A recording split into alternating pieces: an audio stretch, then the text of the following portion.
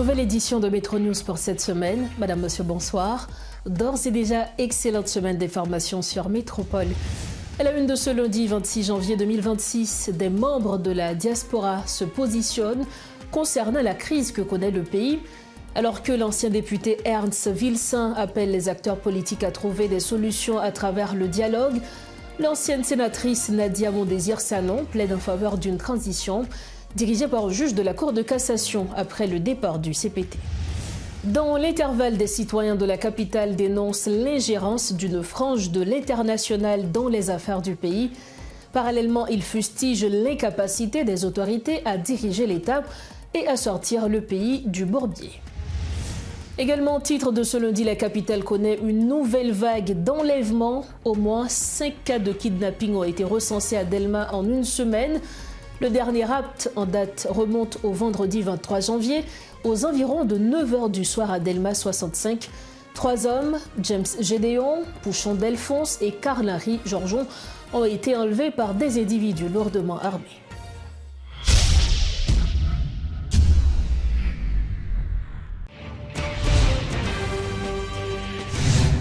Bienvenue au développement des titres de l'actualité. Des voix de la diaspora s'élèvent contre la situation politique intenable en Haïti. Bien qu'ils soient en dehors du pays, 2 anciens parlementaires de la 47e législature se montrent préoccupés et se prononcent sur la multicrise qui détruit le pays. L'ancien député Ernst Vilsain, responsable de l'organisation Voilà, appelle les acteurs politiques à trouver des solutions à travers le dialogue. Pour sa part, l'ancienne sénatrice Nadia Mondésir-Sanon plaide en faveur d'une transition dirigée par un juge de la Cour de cassation. Nous les recevons ce soir à Métro News, tour à tour. Ce soir, à Métro News, l'ancien député de la 47e législature, Maître Ernst Vilsain, est notre invité. Avec lui, nous allons parler de la conjoncture politique en Haïti. Maître Ernst Vilsain, bonsoir. Bienvenue dans Métro News. Bonsoir Rose, bonsoir toute auditrice, toute télé bien entendu, Métro News. Comme c'est pour la première fois, je content en pile avec nous et m'en profiter saluer tout membre Voiloyo qui attend de nous dans la diaspora. Merci parce qu'ensemble avec nous, on a rappelé que vous faites partie de leader de la diaspora haïtienne ou avec nous justement pour nous parler de conjoncture politique en Haïti à 2 semaines environ de la date du 7 février 2026. Jeudi, Maître Vilsain en Haïti, conjoncture politique là, est dominée principalement par tensions qui gagnent entre membres du Conseil présidentiel de transition avec gouvernement. Qui position Voilà gagnant sous question? Eh bien, c'est un plaisir pour nous répondre à la question ça. Qui position Voilà, comme tout le monde connaît, c'est voix haïtiens qui vivent là-bas. Dans différentes rencontres que nous habitués gagnants, nous toujours mettons question Haïti devant. Elle est toujours à l'ordre du jour parce que nous-mêmes qui vivons en terre étrangère, c'est même souffrance, nous pas dit c'est presque même souffrance là, mais quand même nous souffrions en pile par rapport à les pays nous à souffrir comment la paix effondrée faute de division qui a rongé le peuple haïtien. Donc nous-mêmes, c'est vrai, nous à l'approche de 7 février, côté supposé gagner un changement parce que vu que nous connaissons bien tu as gagné une transition de 9 dirigeants, 9 conseillers qui étaient supposés remplir une mission, mais qui, faute de division toujours, qui a rongé, fait que pas qu'à faire rien entre eux-mêmes. Donc là est arrivé, comme tout le monde connaît, c'était 7 février, il faut que tu aies gagné un gouvernement qui montait, légitime, mais malheureusement, il n'est pas fait. Donc, nous-mêmes, au niveau de Voilà, nous discutons ensemble. J'en ai habitué faire. Nous avons toujours dit que nous avons des Haïtiens de valeur, des Haïtiens qui font plus l'étude, mais qui quittaient, rongés par la division, qui refusaient, comme nous-mêmes au niveau de Voilà, qui c'est une association qui unit plusieurs autres associations qui chita ensemble pour discuter sur Haïti, ah ben, nous-mêmes, nous attendons que, parce que nous pas un acteur souterrain, mais nous sommes acteurs dehors, le plus souvent, diaspora, il y a toujours négligé, ou bien, comme on toujours dit, il y a cette division qui ronge la société haïtienne. On a qu'à dire virus là aussi au niveau de la diaspora, parce que tout autant que nous pas arrivé à faire sacrer l'unité dans la diversité, pour tolérer l'autre là, même s'il n'est pas dans le même cas avant, nous-mêmes, nous pensons que avant 7 février, acteurs supposés dégager pour joindre une solution pour retirer le peuple haïtien dans sa lière, parce que le problème de sécurité, nous-mêmes, à chaque rencontre, voilà fait, c'est dit même qu'à l'ordre du jour, parce que tout French qui est dans la diaspora a besoin de retourner la caillou. Justement, où saute évoquer le fait que, justement, 7 février, c'est dans 2 semaines pratiquement, et nous connaissons que conseil présidentiel avec gouvernement, tu es supposé établir sécurité pour mener pays après l'élection, ça qui pas arrivé fait. Et je dis là, un pile discussion a fait sous forme gouvernance qui t'a dû gagner après 7 février 2026. Il y a des structures qui ont même proposé toujours un juge à la Cour de cassation. Il y a l'autre qui a parlé d'un exécutif bicéphale. Il y a des gens qui proposait 3 membres justement pour continuer avec transition. Et il y a l'autre monde même qui t'a voulu faire quoi que nous capables de gagner une forme de gouvernance avec actuel Premier ministre là, qui t'a continué. Qui côté nous situons-nous au niveau de voilà? Bon, nous-mêmes, c'est une très belle question, mais nous-mêmes nous situons au-delà de toute division. Ça, même j'en ai dit avant, les différents secteurs, d'après la Jamaïque, nous avons dit des citoyens, des intellectuels, des mondes qui formés, ils ont quitté propre pays pour chita là-dedans pour entendre, et puis ils en terre étrangère pour y aller chercher entendre. Nous avons critiqué, ah ben, il n'a pas porté bonne solution. Donc, qu'on est là, où joignent même bagarre là à répéter, côté où joignent différents secteurs, dit ces propositions par eux qui sont bon, ça a dit c'est plus bon. Nous-mêmes, au niveau de la diaspora, nous pas dit que nous pour un groupe, bien entendu. Mais nous chita à différents groupes. Par exemple, je dois dire que nous chita un groupe soit PRIPEP, qui était fait aux propositions, nous avons critiqué en pile, question au CAG qui pas mis sous pied par CPTA. Et puis nous-mêmes dit que il y a une raison bien déterminée qui fait que vous pas mettre au CAG là sous pied, c'est parce que il y a besoin de faire gabegie administratif, il y a besoin de faire corruption. Donc nous-mêmes, au niveau de voilà, et différentes organisations, nous bail conseil ça encore. Nous dit aussi au pas blanc viennent décider pour eux encore, chita mettez toute division de côté pour nous retirer notre mère chérie Haïti qui actuellement dans un état critique. Il revient donc à ses fils et ses filles de se mettre ensemble pour pouvoir sortir Haïti de cet état critique. Merci donc, Maître Ernst Wilson, après rappeler que c'est ancien député et surtout, merci pour le message à l'unité que vous lancez avec tout acteur politique haïtien. Merci encore d'avoir participé avec nous à Metro News. Merci beaucoup, c'est moi. Et puis, même profiter saluer Pierre, Monsieur Pierre également. Merci. Merci beaucoup, merci. À la prochaine. À la prochaine.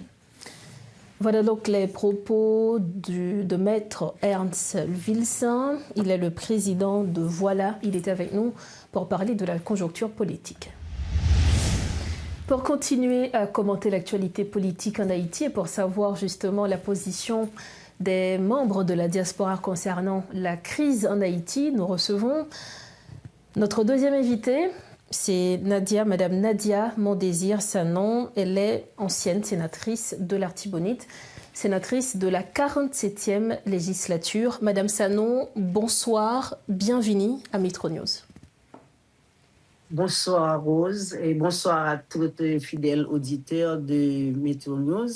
C'est un plaisir pour moi, pour me là avec nous à Soya et pour nous capables de partager opinion nous-mêmes qui vivons à l'étranger. concernant la situation qui a développée en Haïti. Justement, nous vivons à l'étranger, mais nous suivons pile politique là ici en Haïti. Et il y a plusieurs justement questions qui n'ont actualité à l'approche de 7 février 2026. Il y a récemment 2 nouveaux membres du Conseil présidentiel qui sont sanctionnés par le département d'État américain. Il y a tout de grandes divisions, dans mi-temps CPT, dans mi-temps gouvernement. Madame Sanon, ou même qui c'est justement coordonnatrice de FIDA. Madame Sanon, bonsoir, merci d'être avec nous.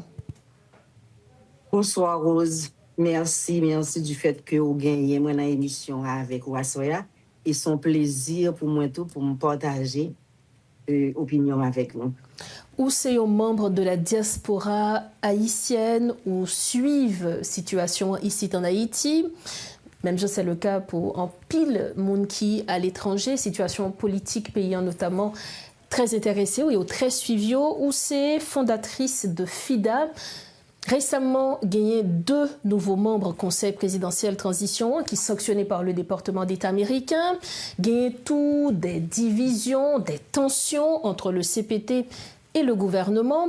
Madame Sanon, là où suivre situation politique là ici en Haïti, qui lecture que nous-mêmes nous fait au niveau de FIDA? Encore une fois, moi tiens à remercier toute l'équipe du fait que vous avez nous chance après-midi pour nous partager opinion nous.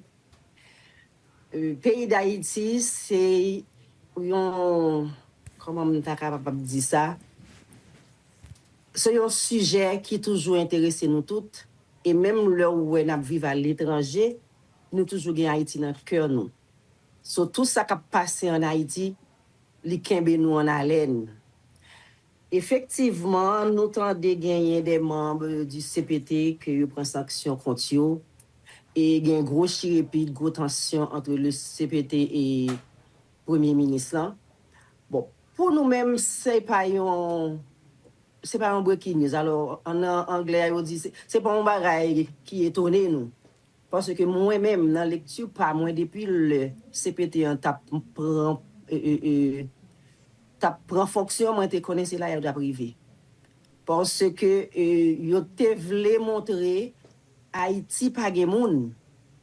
Yo prend 9 entités différentes qui pas jamais sous même longueur d'onde, qui étaient toujours divisées sur certains points.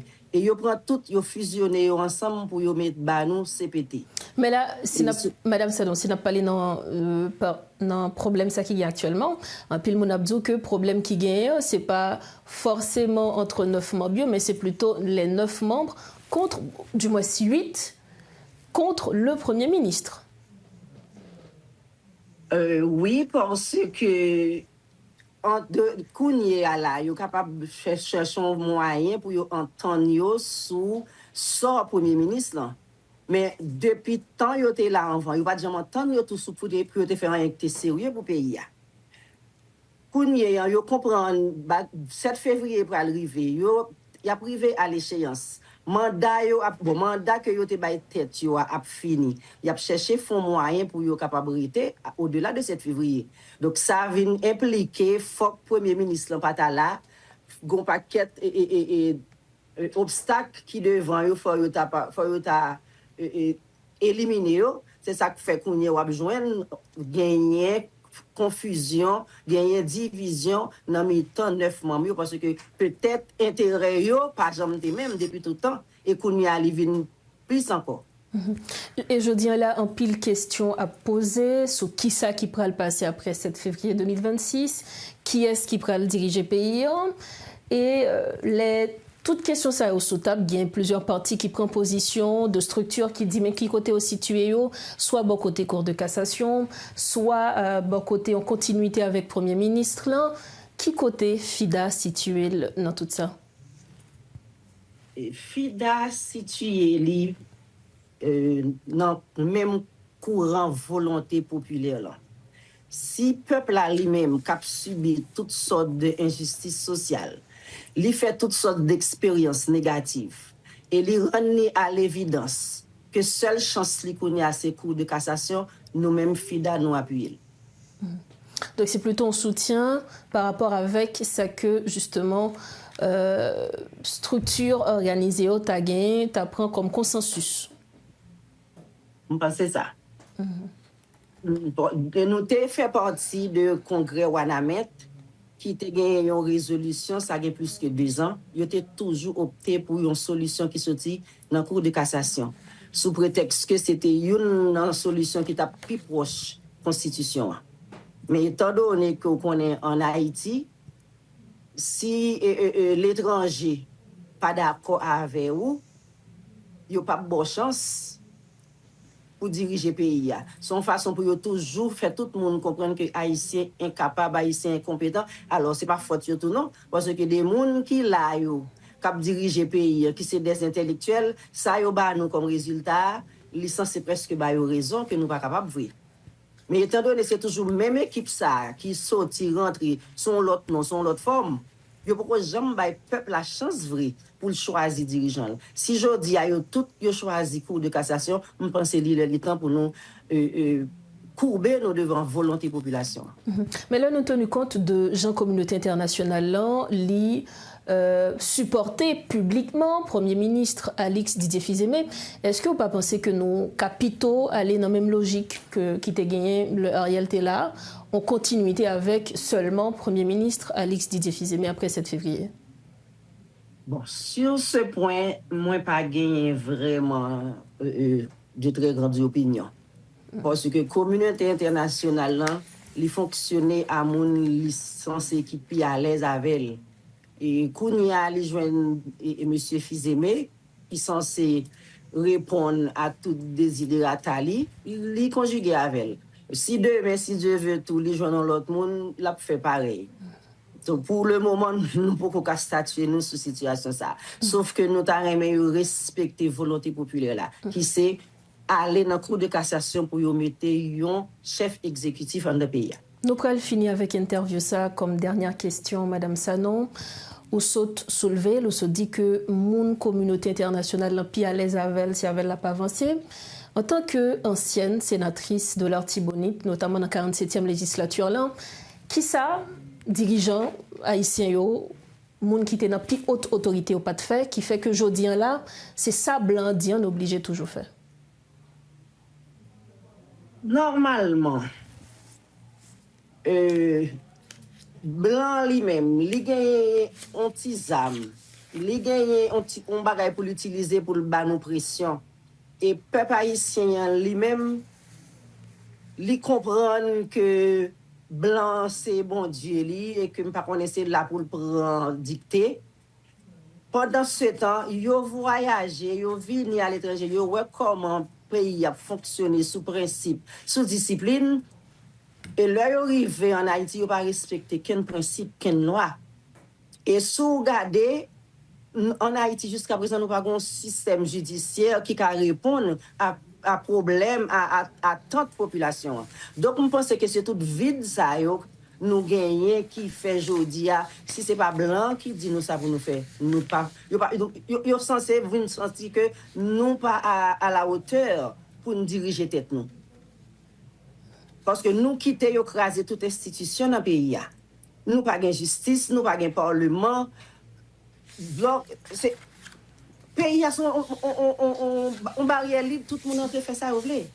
Donc je pense que c'est toute bagaille ça qui cause que kounye nous c'est son petit monde qui pas de autorité, son grand monde qui peut sortir bien loin qui vous vient dire nous mais qui ça va nous faire. Madame Sanon, merci infiniment. Merci pour ce que vous êtes avec nous à Soya dans Metro News. Merci encore. Merci Rose et merci à toute l'équipe. Et nous souhaitons une bonne fin d'après-midi. Merci. Merci beaucoup.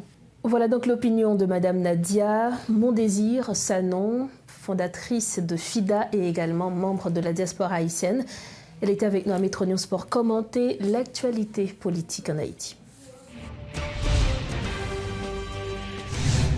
Merci de votre fidélité à Metro News. Toujours en politique, la structure dénommée Compromis historique a exprimé son désaccord formel face à une résolution attribuée à son représentant Smith-Augustin visant le renvoi du Premier ministre Alix Didier Fils-Aimé à quelques jours de la fin du mandat du CPT De son côté, le parti Petite Dessalines apporte son appui au CPT dans le bras de fer politique l'opposant au Premier ministre Alix Didier Fils-Aimé.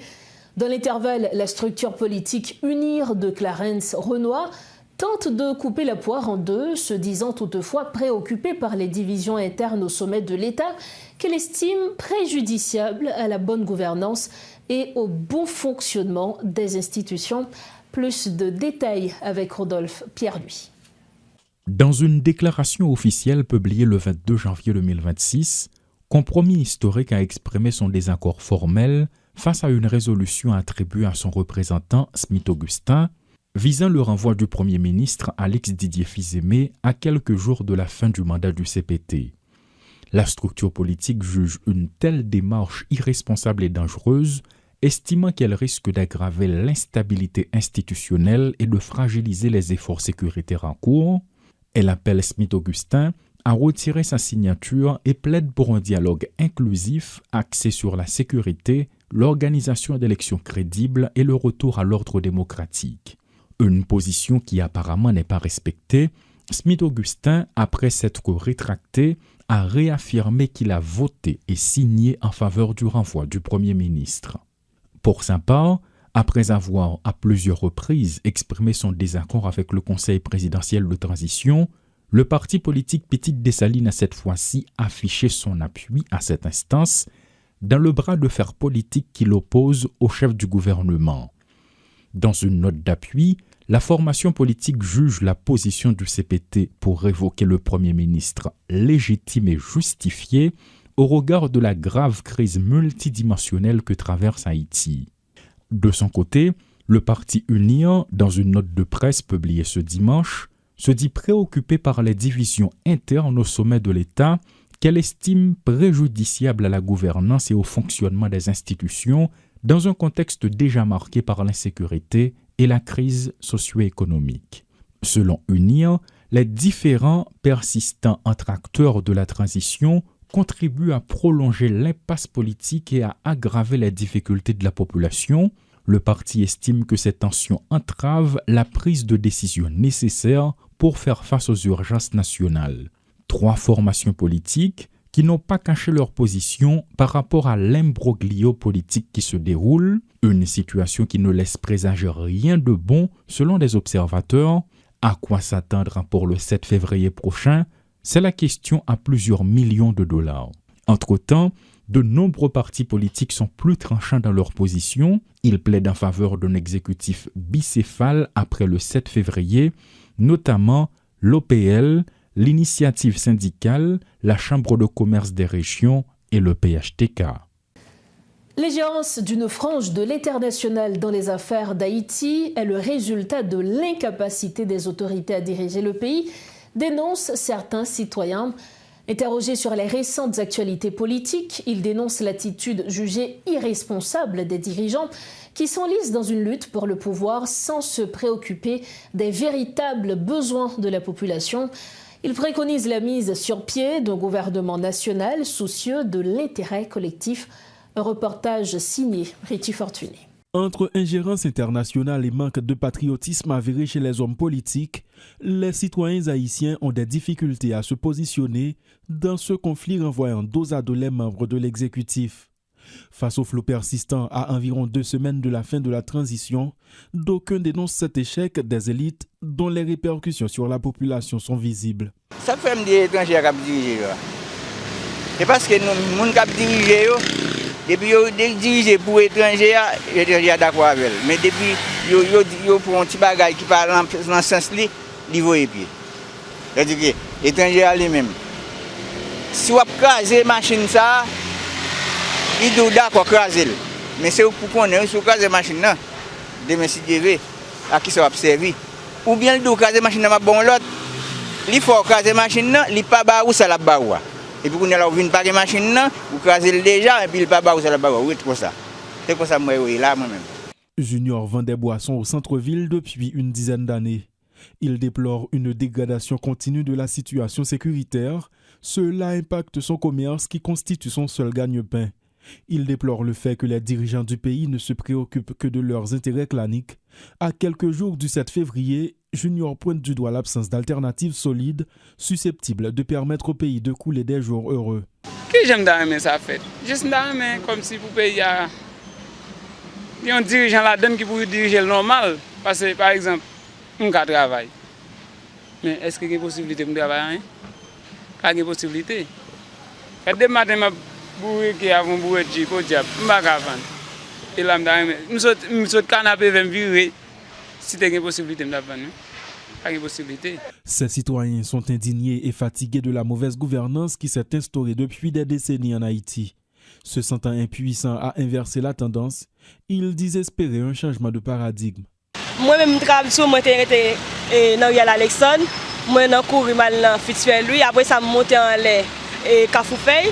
Moi, j'ai quitté 7 mois à Caille. Je habite à Pétionville. Ça veut dire pas de économie même. L'économie n'est pas bon pour nous-mêmes.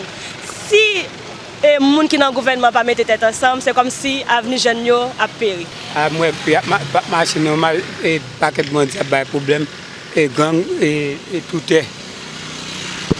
Et bah, chaîne au pays. On t'a délivré. Ou puis t'a délivré pour manger ta descente. Entre-temps, les acteurs disent considérer comme très avancées les discussions visant à proposer au pays une alternative pour remplacer le Conseil de transition. En dépit du soutien des États-Unis et de la communauté internationale à Alix Didier Fils-Aimé, cet accord, en passe d'être trouvé, impliquerait aussi la mise en place d'un nouveau gouvernement doté d'une feuille de route prenant en compte les principaux maux du pays, font-ils savoir. Autre information, le département d'État américain impose des restrictions de visa à 2 membres du Conseil présidentiel de transition ainsi qu'à leurs familles proches. Ces mesures ont été prises en raison de leur implication dans les activités de gangs et d'autres organisations criminelles en Haïti, notamment par leur ingérence dans les efforts déployés par le gouvernement haïtien pour lutter contre les gangs désignés comme organisations terroristes étrangères par les États-Unis, précise un communiqué du département d'État. Et puis, comme annoncé en titre, au moins 5 cas de kidnapping recensés à Delma en une semaine. Le dernier acte en date remonte au vendredi 23 janvier, aux environs de 9h du soir à Delma 65. 3 hommes, James Gédéon, Pouchon Delponce et Carl-Henri Georgeon, ont été enlevés par des individus lourdement armés. Les ravisseurs circulaient à bord d'un véhicule blanc équipé d'un gyrophare de marque Toyota Land Cruiser. Selon des témoins, l'opération a été menée avec rapidité et précision, laissant peu de marge de réaction aux victimes ou aux riverains. Par ailleurs, d'autres enlèvements ont été signalés à Delma 31 le samedi 24 janvier, notamment ceux de 3 personnes, dont 2 jeunes filles, dont les circonstances exactes demeurent inconnues. Et puis malgré les efforts déployés par les autorités policières pour reconquérir les axes stratégiques près du Palais national, les activités peinent à reprendre au centre-ville de Port-au-Prince.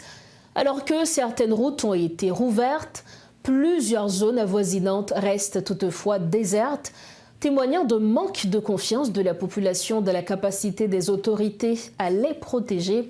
Suivez ce reportage de Garbijon et de Robertson Jeune.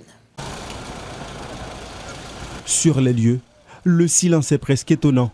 La vaste place publique au cœur de la capitale reprend peu à peu vie car les balles se sont tues. Avec les récentes offensives des forces de sécurité au Bel-Air ou au Bicentenaire, les autorités peuvent désormais se rendre au Champ de Mars sans toutefois pouvoir y siéger. La tension baisse, mais les défis persistent, témoigne cet homme rencontré à la rue Piquant. Longtemps, les pas de bon même. Quand nous avons une moto qui vient naver, longtemps, une moto. Parfois, mes gens quand viennent pour nous, ils ne font pas travail. Et puis, un client, deux clients de ça, il ne va pas venir laver moto encore.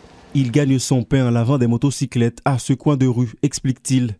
Il y a quelques semaines encore, il ne pouvait s'y aventurer en raison de la présence des criminels. Pour le moment, le principal défi demeure l'accès aux routes.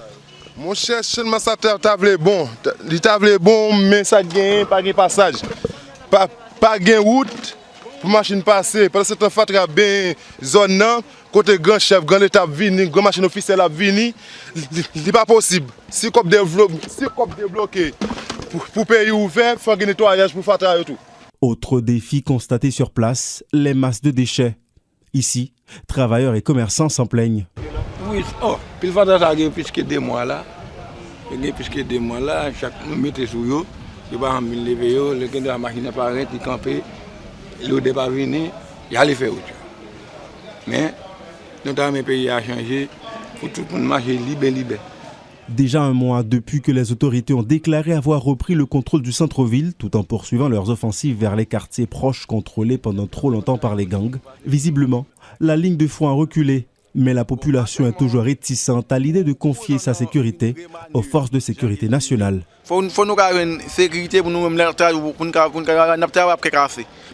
là. Coup de balle, on a couru, et pas un coup de nous avons local, nous rentrer, même pas même matin, nous mettons nous va manger nous. Vous comprenez? Et n'a risqué pour nous venir pour diable. Nous gagner nous connaissons là, nous cherchons nos tables, on va dire pour la main. Nous était comme ça. Là nous finissons pour dire sur la main, nous va pour nous manger.